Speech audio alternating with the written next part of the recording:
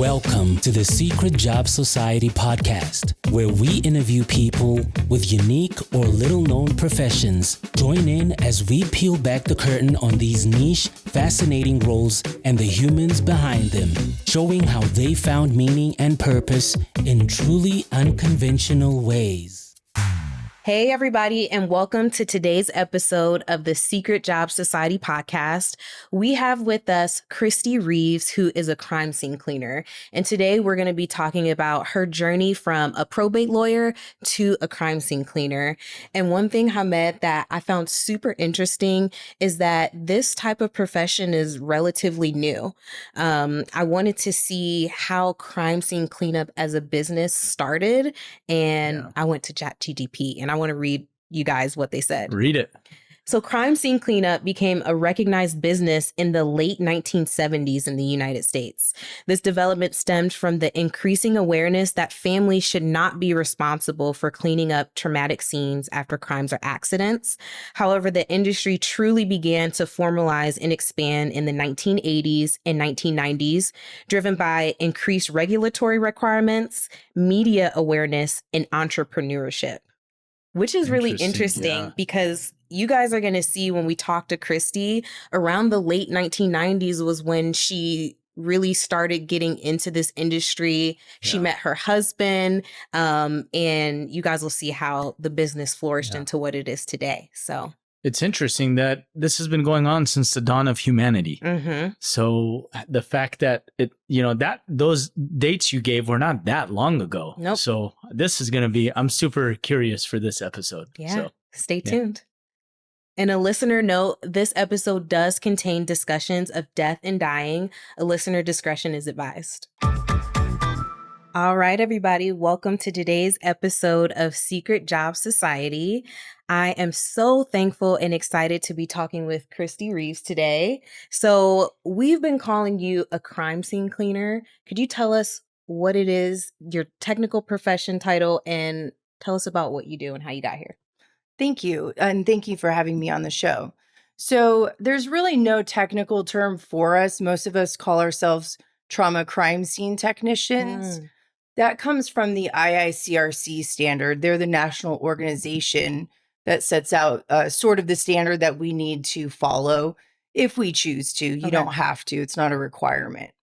The first scene I ever went on, I was 21 years old. I was working for a probate attorney, and it was horrible. You could smell the odor from down the street, and the individual had been passed away probably for 3 to 4 months. Wow. There were multiple animals deceased in the property. We did not enter that property, but we actually hired a company from California to come out and do the cleanup because nobody would touch it here. And so that was over 20 years ago. And it's interesting because, I go back and, you can see the pictures because we have to abide by certain rules to ensure that we can prove the work that we did, because nobody really has any idea of what we do because we come in right after the bodies are removed. Right. So when we go in, we document heavily. And it's funny now because everything's on our phones, but back then it was like a flip book. They had to take disposable cameras to Walgreens or whatever, print these out, put the book together, document everything. So it's interesting to see how much the field has grown since then. So the person at Walgreens developing the photos is like, what is this? I can't even imagine what they went through. So you cleaned your first scene at 21 years old. Had you always wanted to do this, or what did you ask the same? Yeah. So I didn't clean that scene. I was working for a probate attorney and we were handling the estate. So we went.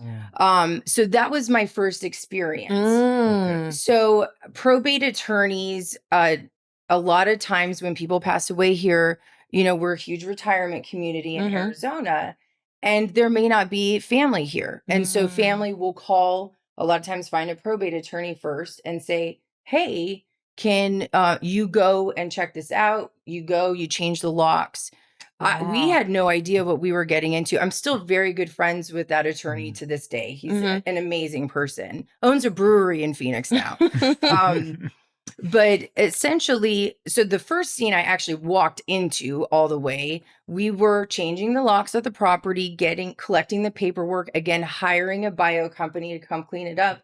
And I remember it was summer. I was in shorts, t-shirt, flip-flops, and we just jumped over the bio, not understanding the health risks. Right. So, we were just in there trying to find stuff, to get the cleaners out. So those are my first experiences. I'm still a practicing attorney. I left the firm I was at actually in February of this year. And it's just been a crazy ride.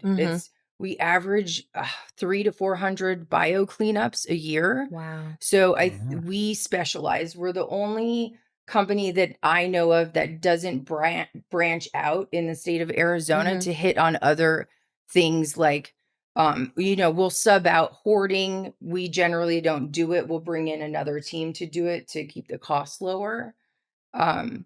But we just really specialize. A lot of them hit on water. We do hold our water remediation license, but only because people die in water. Right. They die in bathtubs. We've had people commit suicide in pools, hot tubs, anything like that. So that way we can handle those, but that's it. Okay. Are other people doing the water cleanups or just bio team? No. So most other companies, there are a handful of pure bio companies, but they still gear into other arenas too. We just stick with bio. This is where all of our technicians are fully trained, just like Matthew and I are. I could probably figure out all those certifications we have, but we hold multiple OSHA certifications individually. We have our lead remediation certifications with the EPA, because if we have to cut into drywall, we test first. If we have to bring we don't handle asbestos. A lot of other companies do. We have a team that we work with directly. If there's bio and chemical, there's a chemical company that we directly work with, because we can't transport chemical. We're not certified for that. Yeah. And I presume that you have actually done some of the cleanups yourself? All the time. So I did a cleanup right across the street. Oh, interesting. Wow. So being an attorney and then going through this where your first experience might not have been the best, where you said the smell was from down the street, what got you to, what was your motivation or trigger that I want to be involved with the cleanup component?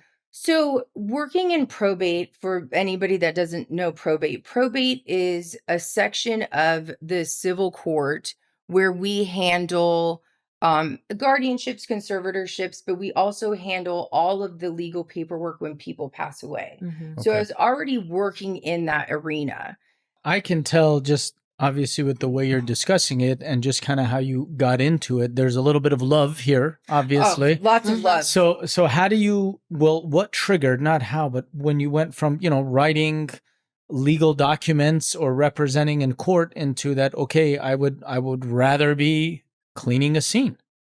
A couple things came into play. I really like my husband and wanted to spend more time with him, not just him sleeping on the floor. Story in my then. office. This is a love story. He is my favorite person to work with. Honestly, I love that. It's great. And I'm very thankful for him because he put up with me working, 18 hours a day. So my mom, she was diagnosed with cancer in 2019. I wanted to spend more time with her. It took me a long time to get out of being, a full-time to part-time attorney because I was a litigator. And so it took me a long time to get out. I didn't want to just drop the cases that I had. I handled pro bono cases with multiple nonprofits as well. I didn't want to leave them high and dry. So it took a while for me to get out, but so three components: Matthew wanting and me loving the industry, like having a love and care. I'm a natural caregiver. Yes, I can tell. Yeah. And I understand. And so it was recognizing that we could set a really high standard in the state of Arizona, hit a national level, and affect other companies and affect the way other people do things, because a stranger is essentially relying on us to walk in and trusting that we are complying with all of the knowledge that we have. Yep. And saying it's safe for you, because as you know, bloodborne pathogens and we call it OPIM, other potentially infectious material, you can't see it. No. You can't. It's not just where the bodily fluids are. And I'll use this as a really good example. This table is round, and let's say this is the affected area on the floor, and we're dealing with linoleum flooring, which is very popular in the state of Arizona. Well, linoleum flooring, if you've ever seen it, it's stacked usually like this. They do have sheet panels, but most of the time they're just the stick off, put down. Well, a lot of people would come in, clean that up, and be like, okay, I'm done. 99% of the time, the bio will go under the flooring and affect the subfloor.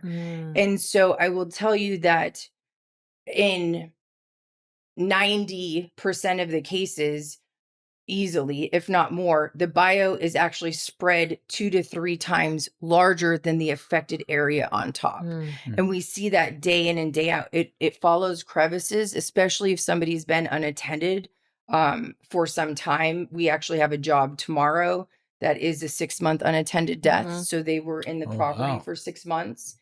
And we know, and they passed away in the kitchen. We know that we have to take out first the kick plates, which are the tiny little plates under where the cabinets are. Wow. Yeah. And inspect under there, because we can see that it hit the kick plate. If you just clean the top surface area, you are not truly disinfecting. And I think, and I would love if you stepped in on this, I think there's a large misconception between the difference between sanitization and disinfecting. And I think it came from probably COVID.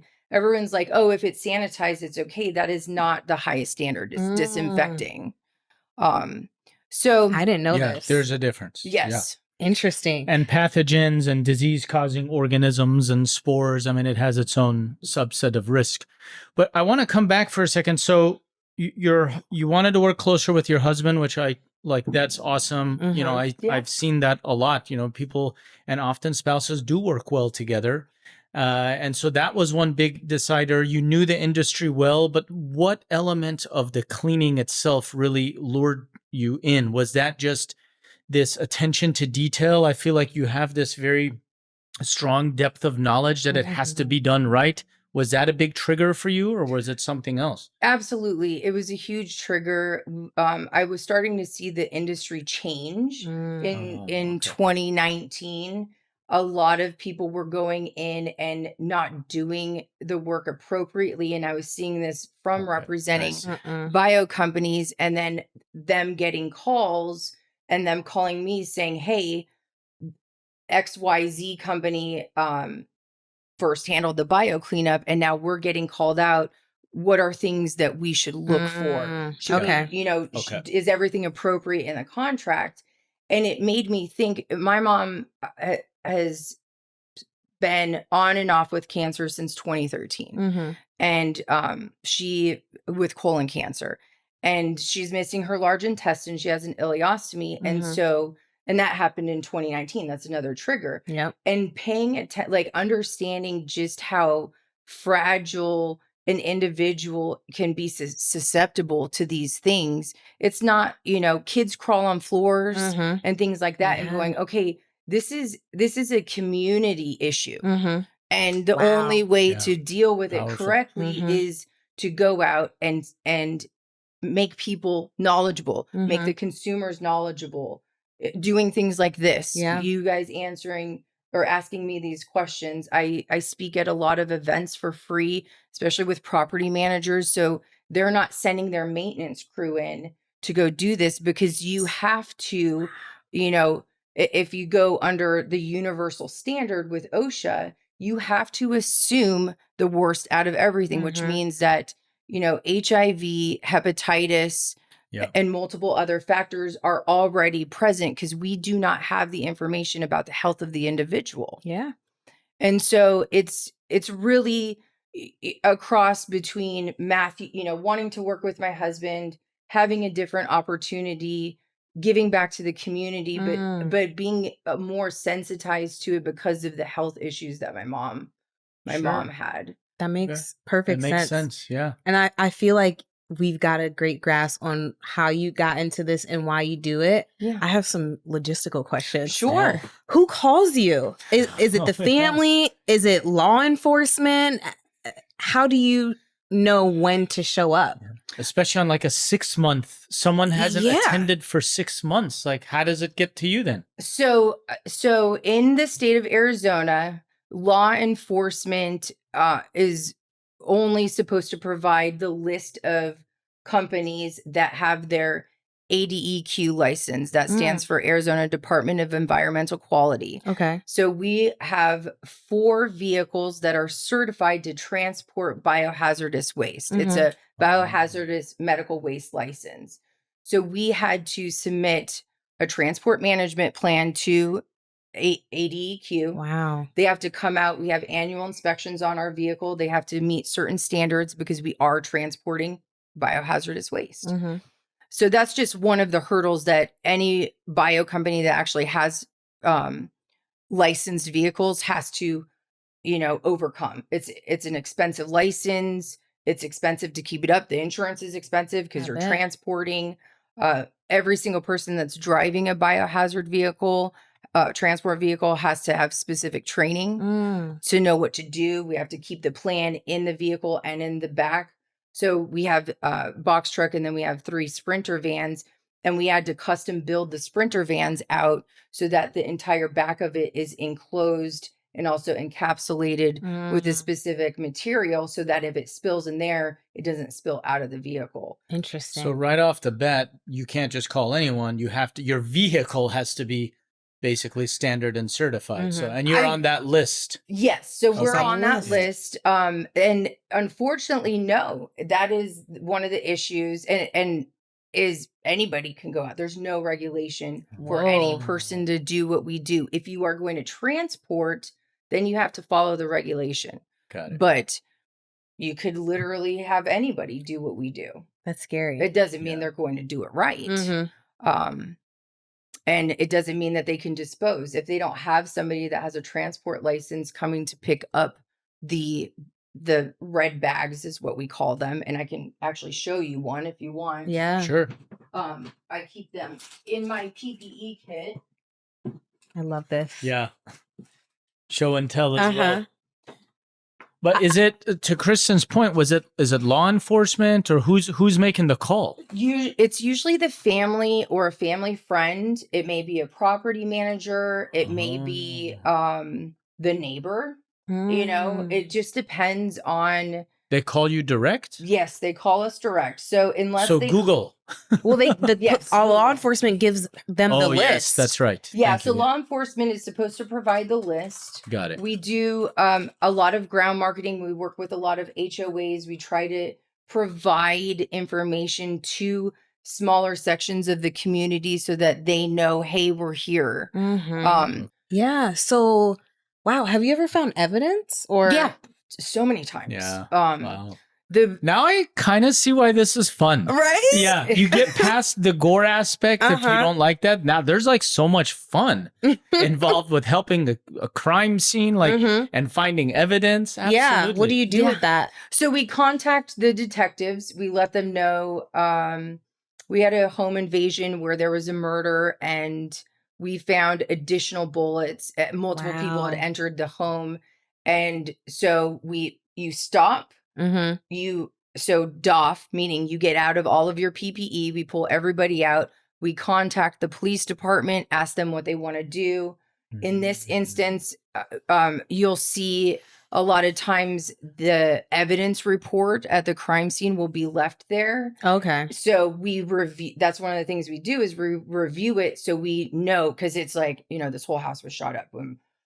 Obviously we can see this, but if we have to look for anything, I don't know if this person moved from here to here, and if the bullet went through them and out the back door, we need to follow that projectile in case there's bio there. Right. And oh my gosh, I didn't even think about that. Yeah.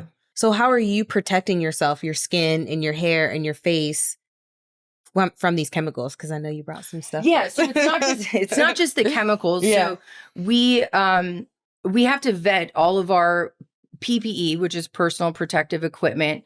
It has to be vetted, obviously, for all bloodborne pathogens. And if there's a possibility for us to run into a chemical issue, and tear gas is the main issue here that we would run into. Tear gas? Yes, tear gas. If it's after a crime scene. Oh, yes. Yeah. That's right. So, that's the police might have used the tear gas. Yes. Okay. And they use military grade tear gas here. Ooh. So it's not just, like a pepper spray. Yeah. And so we have a different PPE protocol for that. Oh, Got it. wow. But we know when there's tear gas. It's very obvious. It's actually not a gas, it's a powder. Oh. That's a large misconception. So what I brought today. Sure, let's take a look. Yeah, so our main protocol, I'll start with our suits, is we use Tyvek suits. These are what you would call waterproof or water resistant. So that means it's bloodborne pathogen. They come with the booties already on them.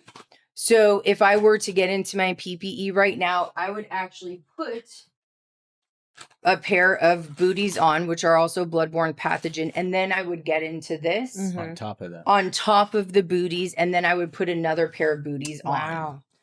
Takes me back to COVID in the hospital. Yeah. We were way more aggressive with self-protection. Oh, Yeah. the amount of PPE that we wear, we were getting everything shipped in and donating stuff because we have so many friends that worked in the hospitals here. Yeah. And I was like, you guys are reusing your N95s. I'm like Yeah, throwing it was- mine away. Yeah. It was a dark time. Yeah. So we have, it's not just a hood, it's a fitted hood. Ooh. And so when you put this on, it fits around your entire respirator, and then there's a zipper. So this is what it looks like. We use Tyvek suits. So it Can I touch it? Yeah, absolutely. Very You can put it on fashionable. if you Oh, yeah. want. Check it out. We could It's have a little bit show, different. a runway Yeah. walk. Yes. So Yeah, it is. Yeah, it's different. So we put those on. So that's the first protocol. That's the first protocol. Booties. And this is any cleaning you go to this extent, right? Or no? Yeah. Yes. Okay. So we implemented the strictest protocols for us because sometimes we just get dispatched out and we don't know. So we said we're just going to Just take gonna the have it highest, all. highest safety precautions.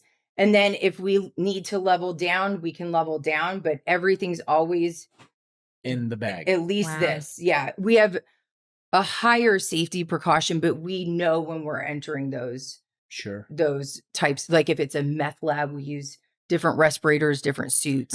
And you're not taking the bodies or the animals or is that another agency or is that the police that takes bodies or sometimes you take bodies or like body meaning human or Yeah. animal? So human, we don't take and we don't want to see. It's Okay. what we, So they're gone already. they're I gone might have missed that already. earlier. Okay. Yeah. So but animals we take all the time. Okay. Got it. Who takes the human then initially? So generally for what we do, the medical examiner. Okay. Okay, got it. So there's a lot of people. So there's teams then of who's coming for like a crime scene Yeah. cleanup or, it's not just you, it's multi-layers of team depending on what is there. Absolutely. Okay, got it. Absolutely. So I think one of the biggest and not to go off topic, but one of the biggest misconceptions is that when individuals pass away in hospice, that's when we come over. Yes. We don't need to come over for that. The body, usually the funeral home is Okay, already, that's they're it, already yeah. in hospice. When It's expected. it's Yeah. expected, it's only been maybe an hour. Mhm. Rigor mortis probably hasn't even set Yeah. in yet. Mm-hmm. So that's not for us. When we say unattended death in the summertime, one day, especially if the AC is not working, Yep. can cause extreme decomposition. Mm-hmm. When it's 120 degrees, I mean, we walk into houses that we see that are 128, 132, and we have to take heat protocol precautions because there's no AC. And Ooh. yeah, and so we move in larger teams.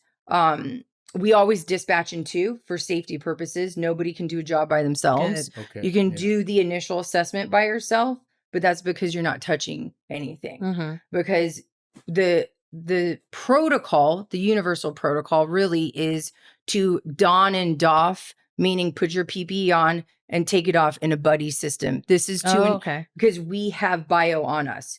I do not get into a suit and do this and not have bio on me. Of course. So we make sure we both take our PPE off correctly. Mhm. So to go back to this, we have booties, then the suit, which has a footwear on it, and then another booty.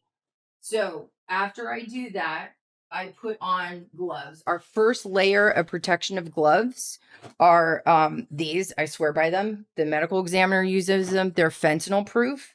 But one of the biggest, I didn't even know there was such I was just gonna one say of the biggest things that these are thick. Yeah. one of the things I really like about these gloves is that if I'm working, Nothing's getting through this. if I'm working, I'm going to see if I have a cut in my glove because it's purple on the inside. Oh my gosh. So and if I'm acting as the supervisor, because we switch roles out, and maybe multiple will switch roles out. If I'm acting as a supervisor because we're running 4 or 5 people at one time, I can stand there in my gloves and I can write notes on it.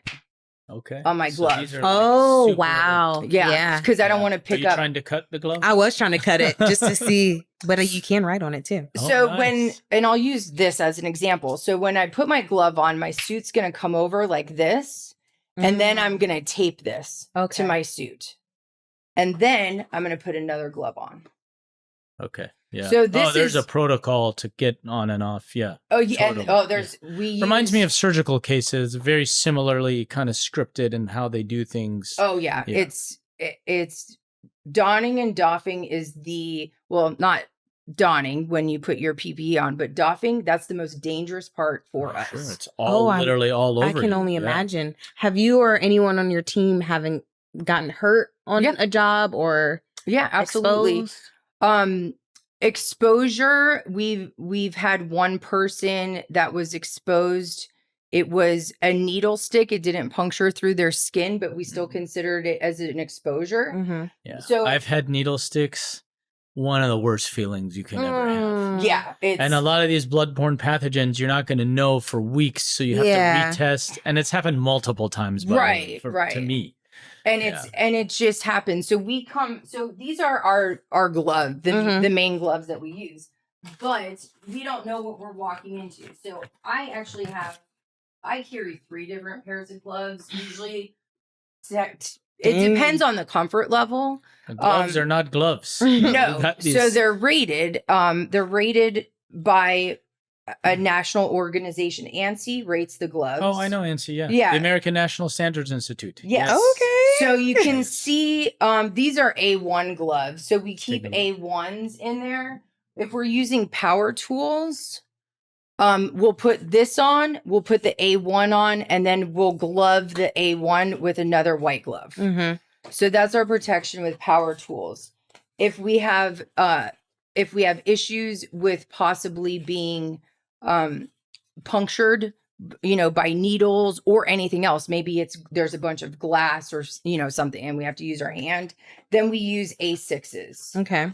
So again, the A6, you put the glove, always have your first barrier protection because this is completely sealed. The concept is to have your entire body sealed so nothing goes in and out. Makes sense. So this has to always happen. And then we put these gloves on, and then we put a white glove over it. And I have very tiny hands. Yeah. And so Yeah. sometimes I can't do something because I'm like, Yeah. oh yeah, my hand's too small. There's no way I can do that. So you how know. many total gloves? So all of us carry at least, our But on a standard, you'd have like 2 or 3? Yeah. Okay. The reason I 2 bring at a this up minimum. is 3. So for medical, we have to do rectal exams. You know, it's part of being a physician. Right. So my own rule was always double glove. Yeah. But you're typically safe even with one, but nothing like this. Those are the same gloves over one another. Exactly. But this is like And each layer gets thicker. So, well, yeah. And Next so level. it just depends. So I wouldn't put this on over this one. Okay, I would I see. I would put this on, then this, and then a white glove. okay. And that's if Triple up. Yeah. and we use, you know, if we know that there's needles, we use different protocol. Usually we're trying not to touch them, right? You don't, you know, you can use a broom and dustpan, whatever it is to move it around. But if you have to dig through something and there's needles, you want to make sure you have protection. And in that instance, you know, if that happens, that's why you have the buddy system, because one person is always there for safety. If something happens to me, I need you to help me. Yep. Yeah. So you don't do it alone. Exactly. Yeah. Always minimum 2. minimum 2. Buddy system. Most of the time 3. And then we have our full face respirators. So these are NIOSH approved filters. I have it. And I presume they're like no odor will get through. Yeah, these Ooh, that's are good. It's a big deal. They're called they're OVP 100. So you can't smell anything. Okay, Love good. that. Which is what you want. Yeah, so I'll open this new package so you can kind of see. These are the filters. These are the standard filters that we use on everything. If we are doing a job, yeah. And Does it so have odor? this covers your whole face. Oh yeah. So then the suit, you know, is going to cover, and it's going to come down here over your straps. We use 4 and 5 strap respirators. I use a small respirator, so I use the 4 strap. And then there's another Honeywell cartridge that we use, the Danger cartridge. And we moved over to that one because that's what the LA Anti-Terrorism Task Force uses for tear gas and chemical issues. And so because we do tear gas cleanup, this will work for drug cleanup, but not heavy duty drug cleanup. Right. What's your typical time for? Do you have like an average time to get something cleaned? No. Summertime is always 3 times longer. Oh yeah. Because of the heat. So is there a typical time in a job, or? I mean, I get that question all the time, and there isn't. We've been on a job for less than an hour, and we've been on jobs with a team of 8 of us for 4 days. Wow. So there is a go and come. There is a multi-day. Oh, absolutely. Okay. There's That a makes multi-day sense. factor, and it could be because of the unattended death, and the heat element is huge here. That's a huge issue. And do you drill in? I mean, you mentioned the drywall, but even on the flooring, sometimes are you cutting back on floor? Or? We may have to, especially if somebody passes away on their patio. It may be the safest thing to demo the concrete and treat the concrete. If we can't extract the bio out, you can use extraction machines, or you can use certain chemicals to extract. All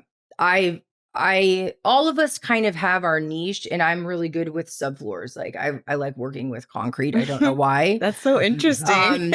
And I like figuring, you know, I constantly call our reps and ask them the tough questions. Like, if I use this, you know, how is this going to work? What have you seen with this? Yeah. But then I also give them information because I want other people. Right. There's a product out there that we use that's really, it's 17% peroxide. It can it's extremely dangerous for us to use, but peroxide is good because it off gases to natural elements. Oh, okay. And so we can use that to extract out of, because concrete's porous.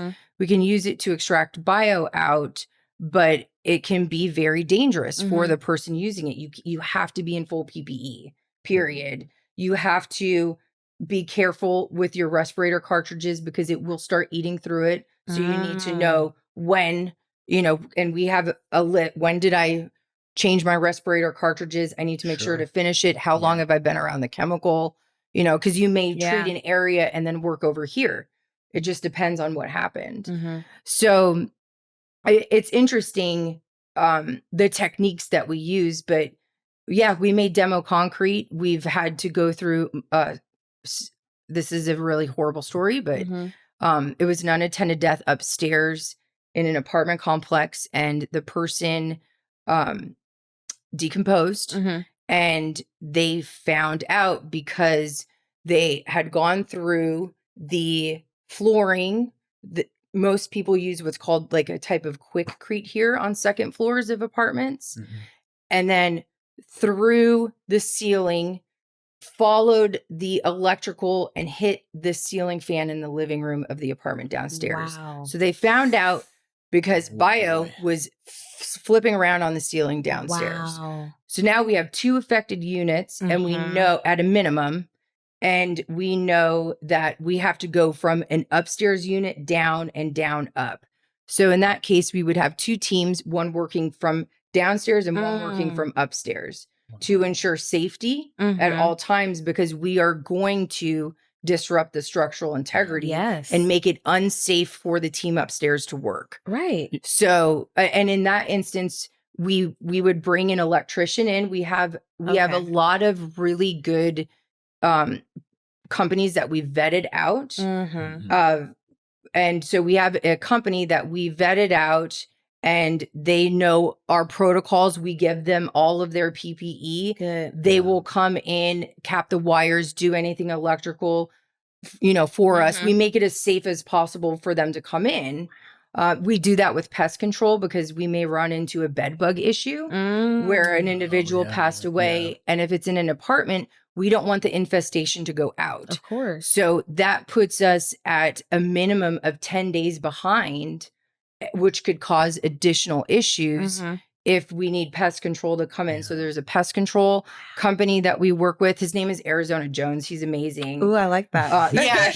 He's awesome too. And so he has a PPE kit. So if he has to come out, we work again with a junk removal and demolition company. So if we have to do heavy demolition, it's Josh and his wife Roxy at BS Removal Services. They're amazing, veteran owned, very involved in the community, just like we are. And they're honestly our sidekick. If we need an extra technician, Josh can come out. He's fully trained with us and work on a job. And we've had him do that multiple times.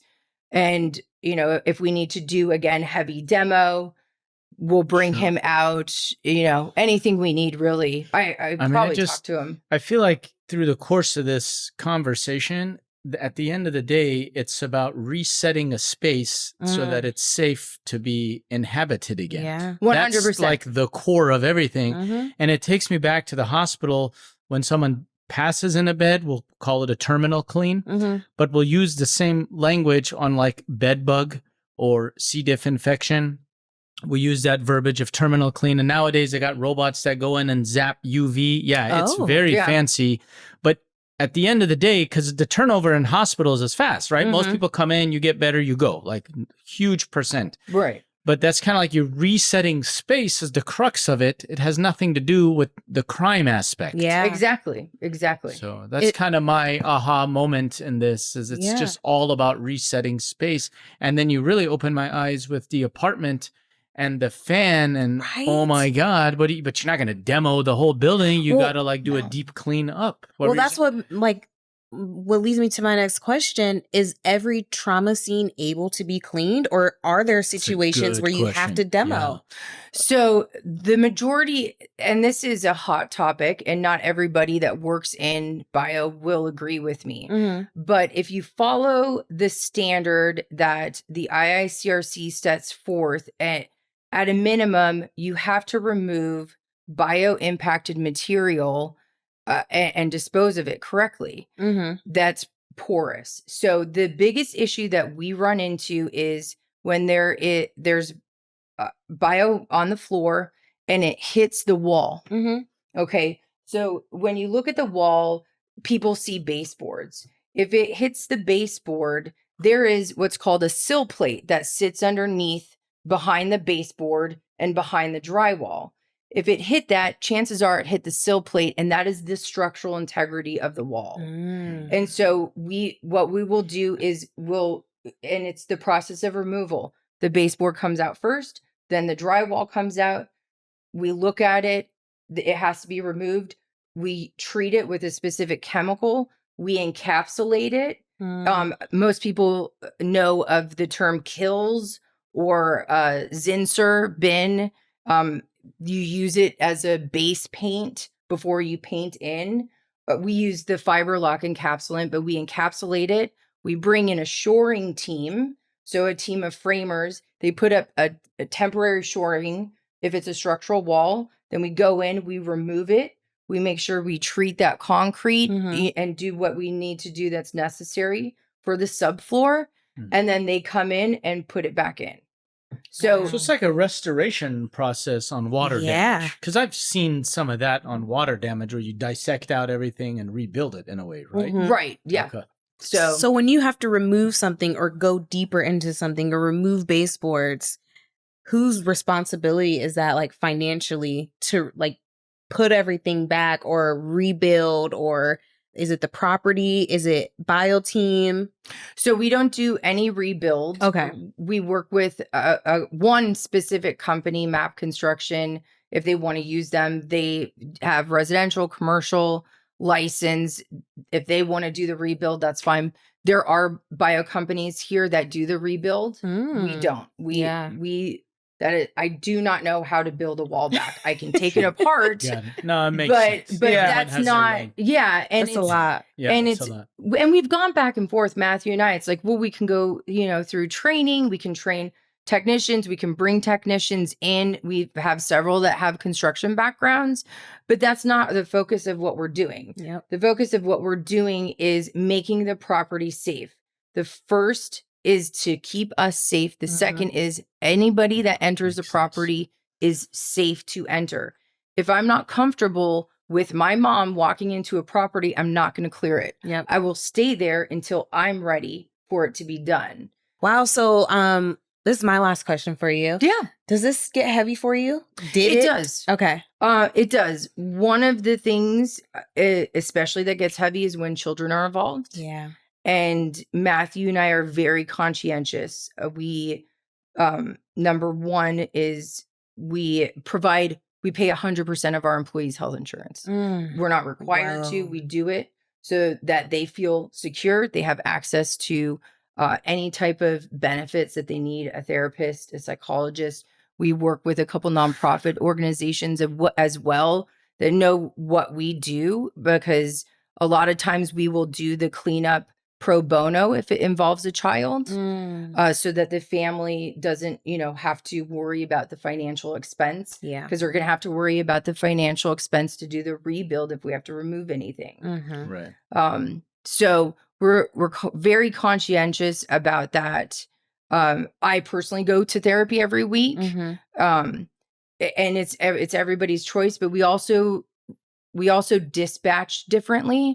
So if I have been on, let's say, a fresh blood scene, whether it be an attempted suicide, a murder, or something like that, a crime, if I've been on 3 of those in a row, I'm not going to be on that at all. We're going to move someone else in. So we are conscientious and we communicate. That's really important. I think that's why we have a good employee retention rate, is because we communicate with them. They are our equals. I appreciate you sharing. I mean, we're all human. And there was another podcast we discussed, and I mentioned how I saw someone's last breath. It's very different, but those things never leave your mind in a way. Absolutely. So I think it's amazing that you do frequent therapy, because it helps you stay sane. Totally. And even if the body isn't there, it doesn't matter. You know what happened, especially you, because you've been in the industry, right? And kind of going back to even your legal days. So, absolutely. Which still you are, but fascinating. Yeah. I think it's incredible what you do, and the intentionality that you bring as far as it when it comes to taking care of the people that you work with, the people that are calling you for help. My stepsister, unfortunately, her life was taken by her fiance at the time. And my dad had no idea that this existed. So he cleaned up everything on his own. And so that's not something anybody should ever do. Yeah. We partner with people that are involved in the community and actually care. Yep. Sure. And that's what we want to bring back. Because I was born and raised here. My mom was born and raised here. It's important. There's a love. Yeah, for sure. And I was, the fact that you retain employees, because you would think it would be a high turnover, but no, it becomes a love. I mean, I felt a lot of love in a lot of what you discussed, love for the community, love for others, thinking of others, protection for the team. It's really incredible. Yeah. Thank you. Yeah. Thank you. Thank you for coming on This was here. amazing. Yeah. And for choosing us to be your first podcast. Yeah. I've been asked awesome. many times and I was like, but you were so amazing to talk to and enthusiastic. I was like, this is the right fit. We I love appreciate it. It's that intent. It's that intuition. You have it. Yes, you do. Thank you. I Yes. love it. All right, Krystie, let us know how we can find you. Absolutely. So our website is bioteamaz.com. Our main phone number is 602-BIOTEAM, relatively easy to remember. And then on all the social media platforms and LinkedIn, it's bioteamaz. Perfect. Thank you. Thank you. Wow. I had no idea that what we were going to get into talking to Krystie and the components of love and community. Did not expect that to be tied in. Yeah. Incredible. No, absolutely. I newfound, obviously, respect for the work, but it's all about reset of the space, cleaning it and making things safe. And obviously, we talked about some apartment complexes. I mean, there's a lot at stake. And I mean, I know a lot about bloodborne pathogens and other type of disease-causing type of things, but it's beyond that. And things that were not disease-causing, if it smolders in the heat, then it can become. So it's a lot of safety and creating space to be safe again for people that are living there. Totally. I think our lives are better for knowing her now. Oh, completely. Yeah. So now we want to hear from you guys, the listeners.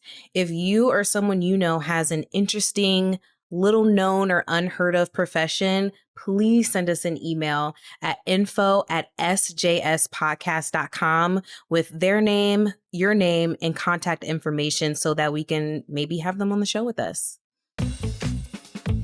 All right, this is the part of the show where we share with you our wish list. We are currently looking for a Foley artist to have as a guest on the show. So if you or someone you know is a Foley artist, please reach out to us at info@sjspodcast.com with your name, the person's name, and how we can get a hold of them. Thank you.